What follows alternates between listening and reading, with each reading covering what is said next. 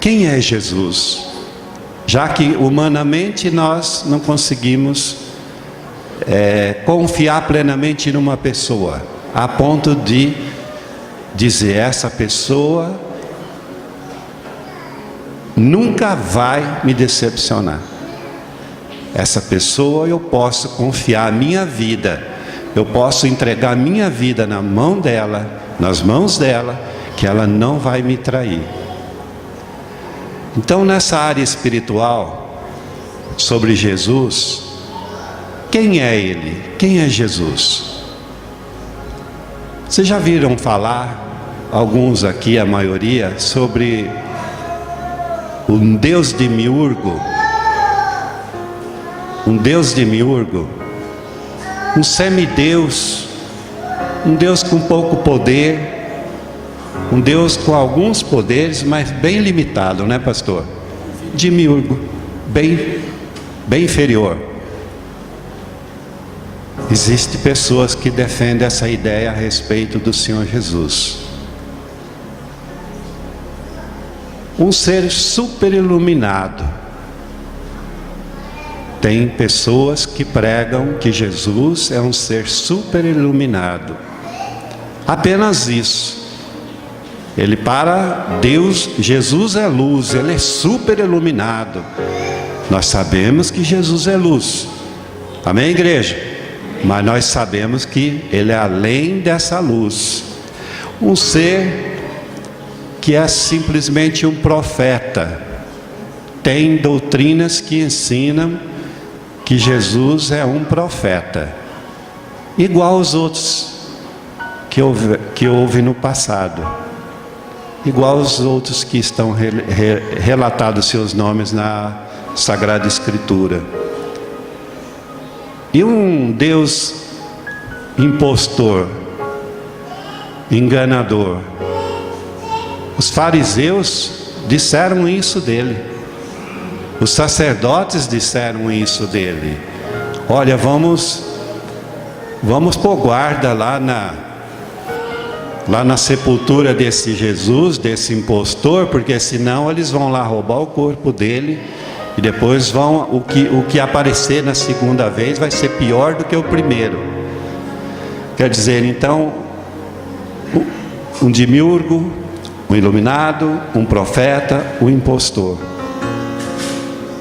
Mas e nós hoje? O que você pensa a respeito de Jesus verdadeiramente para a sua vida? O que é Jesus para você? O que é Jesus para mim? O que de fato Ele é? A melhor maneira de conhecermos o Senhor Jesus é através das Sagradas Escrituras. Amém? Então nós vamos agora para o próximo slide.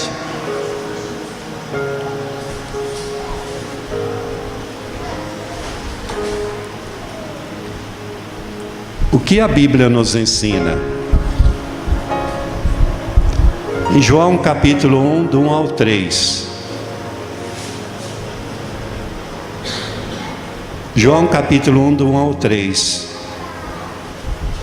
Quem é Jesus, biblicamente falando? No princípio, era aquele que é a palavra. Ele estava com Deus. Ele era Deus. Ele estava com Deus no princípio, e todas as coisas foram feitas por intermédio dele. Sem ele, nada do que existe teria sido feito. Dá para conhecer Jesus biblicamente? Ele era a palavra. Desde o princípio, ele estava com Deus e ele é Deus. Então ele não é demiurgo, um semideus. Ele não é simplesmente uma luz, iluminação. Ele não é simplesmente um profeta. Ele não é um enganador, mas ele é Deus verdadeiro de Deus verdadeiro.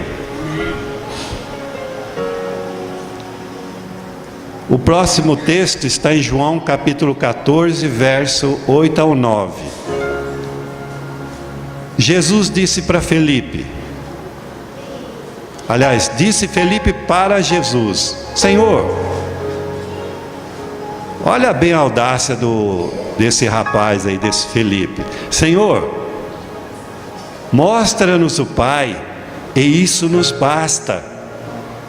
Mostra-nos o Pai, isso está bom demais. Não precisa falar de você, mostra o Pai, está ótimo. Jesus respondeu: você não me conhece, Felipe, mesmo depois de eu ter estado com vocês durante tanto tempo. Jesus é Deus. Vocês não me conhecem, mesmo eu estando com vocês há tanto tempo.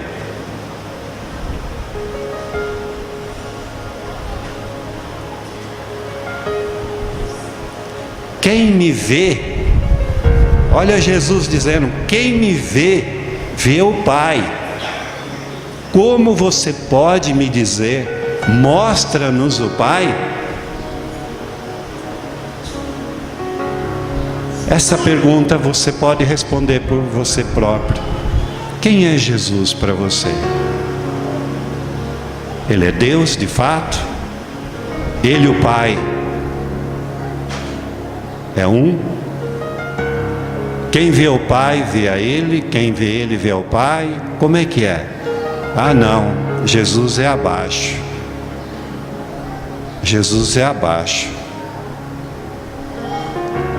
A Bíblia, a palavra do Senhor diz claramente para mim e para você que nós conhecemos por esse texto que Ele é Deus. E Ele não foi gerado de um tempo longo depois, igual eu vi um dia desse num ensino que é divulgado constantemente nas nossas ruas, que Jesus foi gerado um tempo depois. Jesus, com o passar do tempo, foi adquirindo confiança de Deus, trabalhava junto com Deus, começou a colocar em bilhões de anos as estrelas nos céus, a lua e assim por diante. Jesus está dizendo que Ele é eterno. Ele não foi gerado, Ele não foi distanciado do Pai na criação, mas Ele juntamente com Deus. E quando Deus passou a existir? Na eternidade. Então, quando Jesus passou a existir? Na eternidade com Deus. Essa é a verdade. Essa é a única verdade.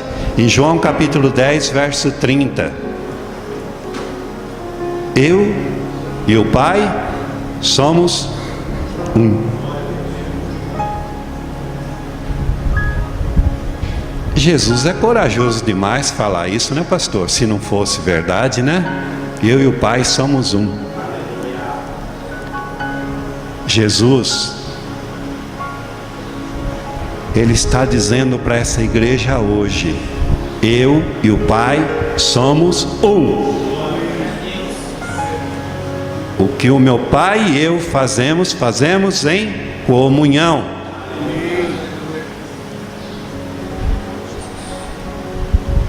Deus cuida dessa igreja, eu cuido dessa igreja.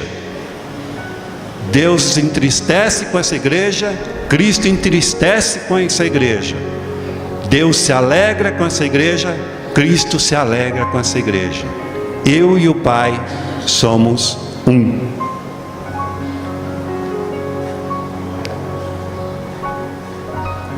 Voltando um pouco atrás, Isaías 7,14.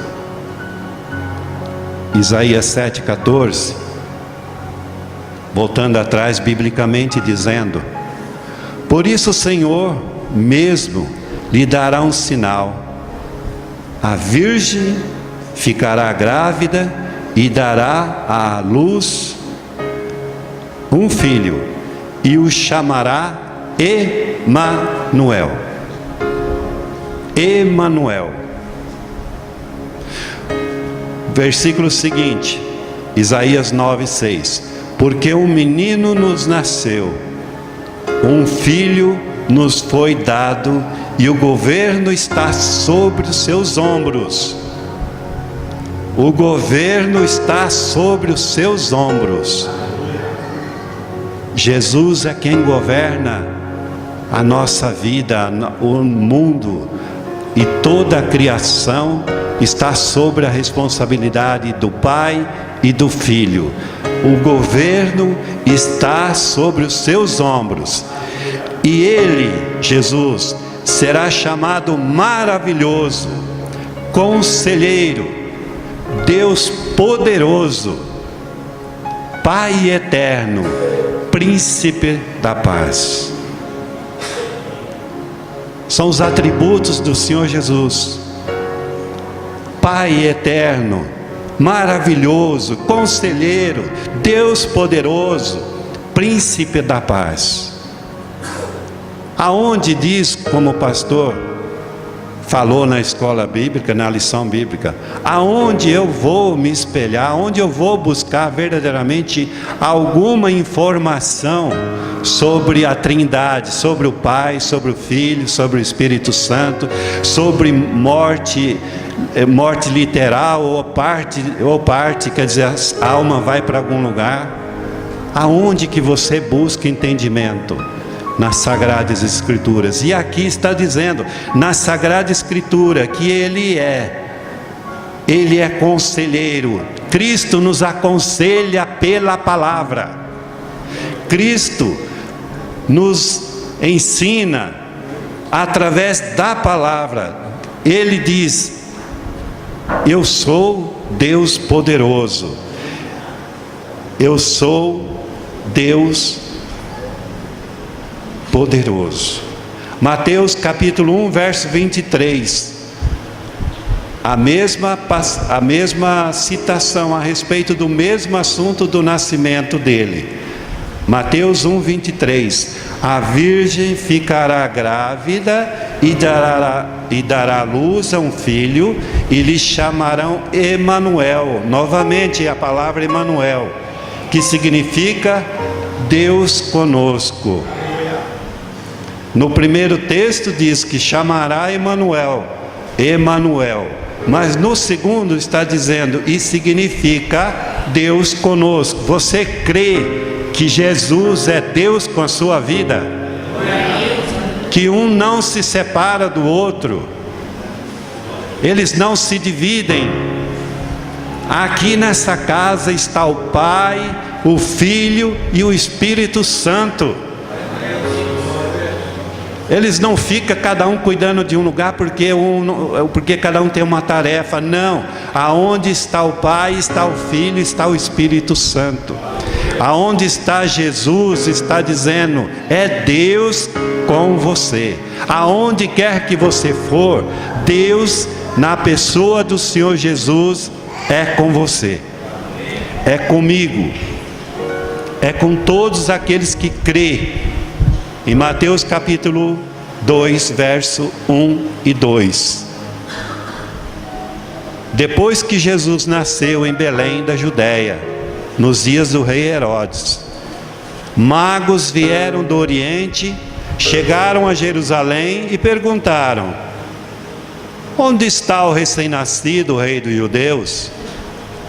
Vimos a sua estrela no Oriente e viemos adorá-lo. Quem é Jesus? Nosso rei. Como rei, ele deve ser adorado. Os homens aqui estiveram lá, os magos estiveram lá, levaram junto para ele, ali junto com a sua mãe, com José, levaram ouro, incenso e mirra e adoração. Você aprende alguma coisa com esses magos? Que é o que nós fizemos agora há pouco no louvor. É o que você faz quando você vem a esta casa. Dobra seus joelhos, rende a Ele a adoração, reconhecimento de que Ele é Rei sobre a sua vida. Ele está no governo da sua vida. Ele é quem está no governo de todo o nosso mundo e de todo o universo. Ele é Senhor, é soberano.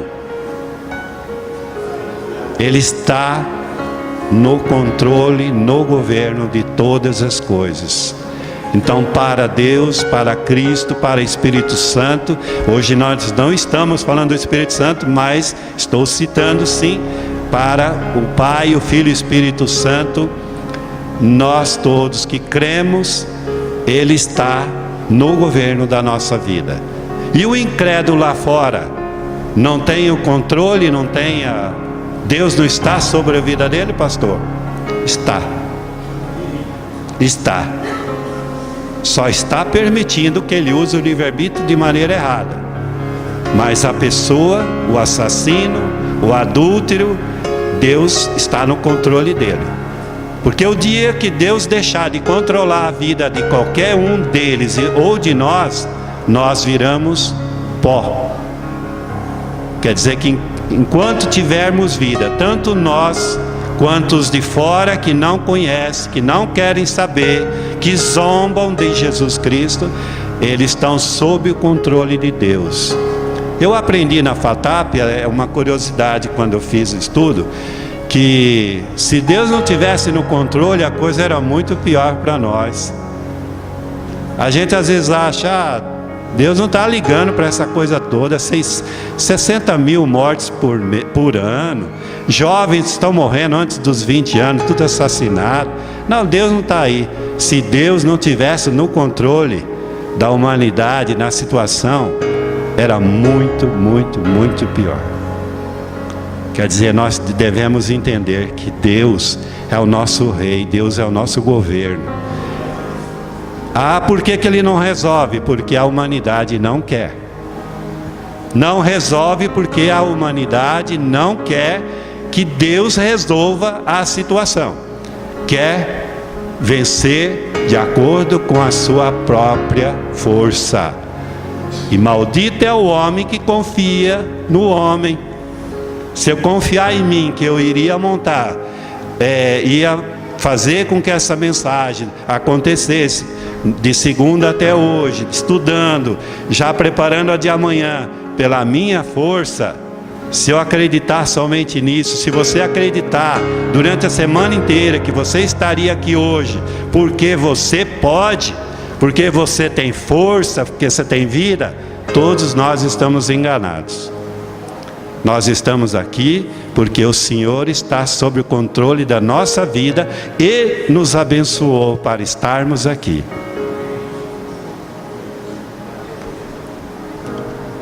Qual a finalidade? Qual a finalidade do Senhor Jesus para a nossa vida? Isaías 42, verso 6 e 7.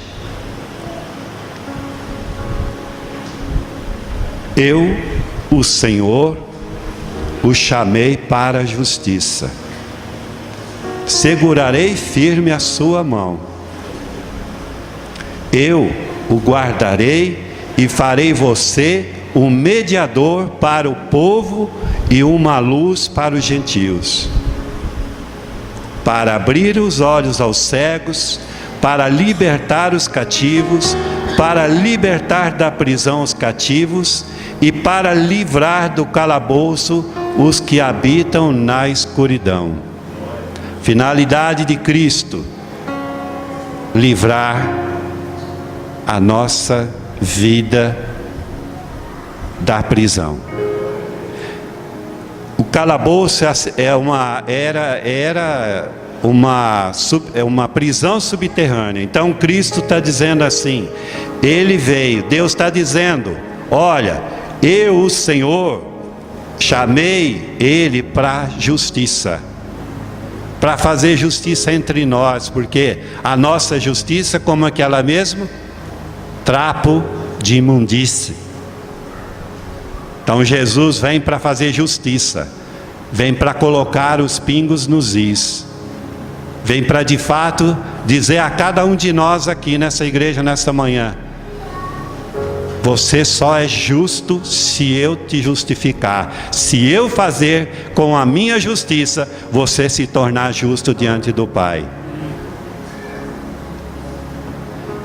Deus, segurando na mão de Cristo, disse: eu o guardarei e farei você um mediador para o povo. Qual que é teu mediador, meu irmão? Em quem nós temos acreditado que pode realmente mediar entre nós e Deus. O apóstolo Paulo fala que não há outro mediador a não ser o nosso Senhor Jesus Cristo. Não tem. Então Deus está dizendo: eu guardarei e farei você mediador para o povo e luz para os gentios. Que até então o povo, a nação escolhida de Deus, chamava-se Israel. Mas Deus está dizendo: esse agora que eu seguro pela mão, farei dele justiça, farei dele um mediador, ele será luz para os gentios. Só existe gentios nos dias de hoje sem conhecimento, sem a luz de Cristo, porque ainda não aceitou o Senhor Jesus. Porque todos que aceitam o Senhor Jesus, ele diz: de maneira nenhuma o lançarei fora. De maneira nenhuma eu o lançarei fora, aquele que vier a mim. Então nós, se viermos a Cristo verdadeiramente, se nós estivermos verdadeiramente em Cristo, Ele não nos lançará fora, não abrirá a mão da minha vida e da sua vida, e da vida de ninguém que se achegar a Ele. Jesus, então, para concluir, Ele não é um demiurgo, não é um semideus. Jesus não tem pouquíssimo poder como esse semideus. Ele também não é um ser super iluminado apenas, tampouco simplesmente é somente um profeta, e muito menos um impostor, como os sacerdotes fariseus daqueles dias diziam. Mas Ele é o nosso Deus, que nós cremos que Ele é Deus, assim como Deus é Deus, Ele, Cristo, é Deus com o Pai. Ele, Deus, é um. Mas ao contrário disso, nós vimos que o Senhor Jesus, Ele é amor. O Senhor Jesus, tal como Deus é amor, Ele sendo um com Deus, Ele também é amor. A prova do amor maior que eu e você tem de Cristo é dele ter morrido na cruz por nós. Então, eu e o Pai somos um. Deus é amor, Cristo é amor. Ele amou a igreja a ponto de se entregar na cruz do Calvário, dando a sua vida por nós. Ele é pleno. Jesus é pleno. Jesus é pleno, é cheio de poder, cheio da graça, cheio do amor. Ele é eterno, Ele governa todas as coisas, Ele governa todo o universo em comunhão com o Pai. Amém? Ele tem poder para transformar a minha vida e a sua vida. Você crê nisso? Ele tem poder para transformar muitas vidas lá fora. Você crê nisso? Amém? Nós cremos que Jesus tem poder para transformar vida. Jesus tem poder para perdoar os nossos pecados. Através do seu sacrifício, do seu amor, Ele tem poder para perdoar pecados. Jesus é nosso Redentor e Salvador. Jesus perdoa, Jesus nos redime, Jesus nos salva. Nós cremos nesse Jesus que tem todos esses poderes e muito mais que nós não conseguimos nem sequer imaginar.